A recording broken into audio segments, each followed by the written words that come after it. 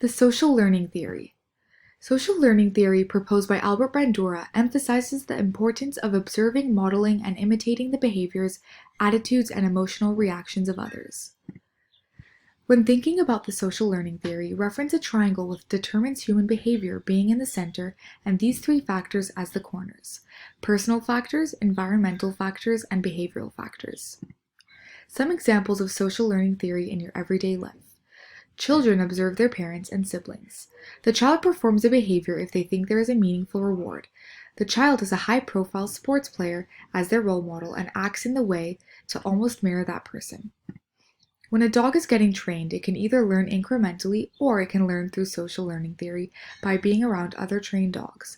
When the dog sees other trained dogs doing a trick and getting a treat, they are more likely to mimic the other dog's tricks in order to get a treat themselves. Three main concepts of social learning theory. 1. Humans learn through observing others. 2. It's the mental state of a person. And 3. Learning something doesn't necessarily change a behavior. Two more examples. Media violence.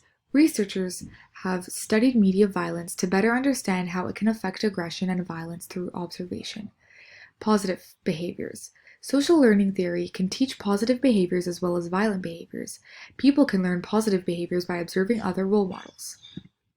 The Bobo doll experiment was conducted by Albert Bandura to prove that children can learn social behaviors through observational learning.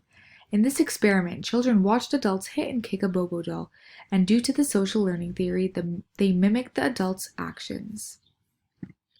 What are some examples of social learning theory that you experience in everyday life?